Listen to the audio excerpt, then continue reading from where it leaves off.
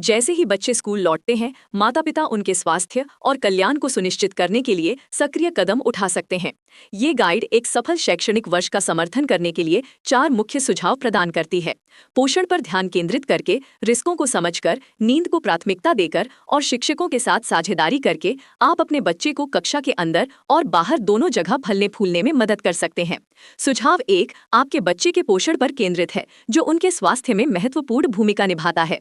आंकड़े बताते हैं कि संयुक्त राज्य अमेरिका में 2 से 19 वर्ष की आयु के 17% युवा मोटापे से ग्रस्त हैं। इसके अलावा 2 से 18 वर्ष की आयु के बच्चों द्वारा उपभोग की जाने वाली कुल दैनिक कैलोरी का एक महत्वपूर्ण 40% अतिरिक्त शर्करा और ठोस वसा से प्राप्त खाली कैलोरी मानी जाती है। चुनिंदा खाने वाले बच्चों के साथ व्यवहार करने वाले माता पिता के लिए धैर्यपूर्वक नए खाद्य पदार्थों का परिचय कराते रहना अनुशंसित है। पौष्टिक भोजन स्वयं करके स्वस्थ खाने की आदतों के लिए एक सकारात्मक रोल मॉडल के रूप में कार्य करें।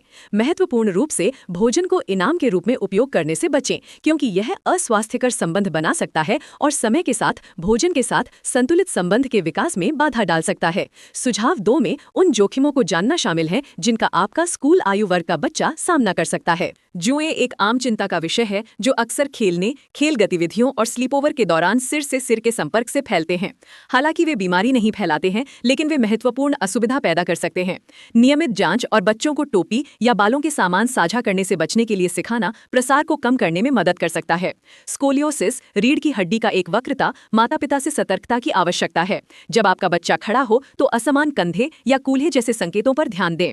सुनिश्चित करें कि आपके बच्चे को उनके वार्षिक शारीरिक परीक्षणों के दौरान नियमित स्कोलियोसिस जांच मिले, क्योंकि प्रारंभिक निदान, प्रभावी प्रबंधन और स्कूल के वर्षों के दौरान उनके बढ़ने के साथ वक्रता को बिगड़ने से रोकने के लिए महत्वपूर्ण है। बदमाशी एक गंभीर मुद्दा है, फिर भी केवल 17% बच्चे इसका अनुभव करने के बाद मदद मांगते हैं। माता पिता को शुरुआती संकेतों के प्रति सचेत रहना चाहिए, जैसे व्यवहार में अचानक बदलाव, अकादमिक समस्याएं, चिंता, अवसाद या आत्म नुकसान। संचार की खुली लाइनें बनाए रखना आवश्यक है ताकि बच्चे इन कठिन सामाजिक चुनौतियों की रिपोर्ट करने के लिए सुरक्षित और समर्थित महसूस करें। खराब दृष्टि सीखने और अकादमिक प्रदर्शन पर महत्वपूर्ण रूप से प्रभाव डाल सकती है। झपकना, सिर को एक तरफ झुकाना या हैंड हेल्ड डिवाइस और किताबों को चेहरे के बहुत करीब रखना जैसे संकेतों पर ध्यान दें। ये सुनिश्चित करने के लिए नियमित आंखों की जांच आवश्यक है ताकि किसी भी दृष्टि समस्या को जल्दी ठीक किया जाए, जिससे आपका बच्चा अपने स्कूल के काम और गतिविधियों में पूरी तरह से संलग्न हो सके। सुझाव 3 नींद को प्राथमिकता देना है, क्योंकि पर्याप्त आराम शारीरिक और मानसिक स्वास्थ्य के लिए मौलिक है। डिजिटल उपकरणों का अत्यधिक उपयोग बच्चों और वयस्कों में नींद की कमी में योगदान करने वाला एक महत्वपूर्ण कारक है। समग्र कल्याण के लिए नींद को आहार और व्यायाम जितना ही महत्वपूर्ण माना जाता है। अधिकांश स्वस्थ बच्चों को हर रात 8 से 10 घंटे की नींद की आवश्यकता होती है। बेहतर नींद को बढ़ावा देने के लिए एक सुसंगत नींद अनुष्ठान स्थापित करना अत्यधिक फायदेमंद है। इसमें नीली रोशनी के संपर्क को कम करने के लिए सोने से कम 1 घंटा पहले टैबलेट और फोन जैसे इलेक्ट्रॉनिक उपकरणों को दूर रखना शामिल है। इसके बजाय बच्चों को एक भौतिक पुस्तक पढ़ने के लिए प्रोत्साहित करें, जो मन को आराम करने में मदद करती है और शरीर को रात की गहरी, अधिक आरामदायक नींद के लिए तैयार करती है। इसके अलावा सोने के समय के करीब जोरदार व्यायाम या कैफीन से बचें, क्योंकि ये बहुत उत्तेजक हो सकते हैं।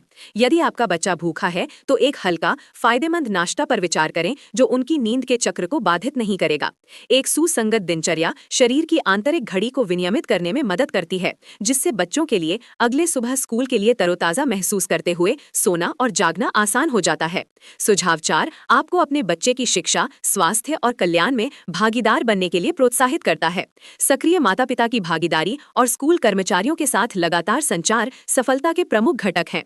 शिक्षकों के साथ एक मजबूत संबंध बनाकर आप समर्थन का एक नेटवर्क बनाते हैं, जो ये सुनिश्चित करता है कि आपके बच्चे की जरूरतें पूरे शैक्षणिक वर्ष और उसके बाद भी पूरी हों। माता-पिता को विशेष रूप से अपने बच्चे की अनूठी पसंद और नापसंद, साथ ही उनकी ताकत और संघर्षों के बारे में शिक्षकों के साथ बातचीत शुरू करने के लिए प्रोत्साहित किया जाता है। ये जानकारी साझा करने से शिक्षकों को अपने दृष्टिकोण को अनुकूलित करने और ये समझने में मदद मिलती है कि आपके बच्चे को क्या प्रेरित करता है। ये पारदर्शिता एक अधिक व्यक्तिगत शैक्षिक अनुभव की अनुमति देती है, जो आपके बच्चे की प्राकृतिक प्रतिभाओं का लाभ उठाती है और उनके विकास का समर्थन करती है। पसंदीदा सीखने की शैलियों और किसी भी अन्य मुद्दे पर चर्चा करना जो उन्हें स्कूल में प्रभावित कर सकता है भी महत्वपूर्ण है, चाहे वो सामाजिक चिंता हो या कोई विशिष्ट स्वास्थ्य आवश्यकता। शिक्षक को सूचित रखने से एक सहयोगी दृष्टिकोण सुनिश्चित होता है। यह साझेदारी बच्चे के समग्र विकास के लिए एक सहायक वातावरण बनाने में मदद करती है। यह सुनिश्चित करती है कि वे अपने सीखने के स्थान में समझे और मूल्यवान महसूस करें। निष्कर्ष में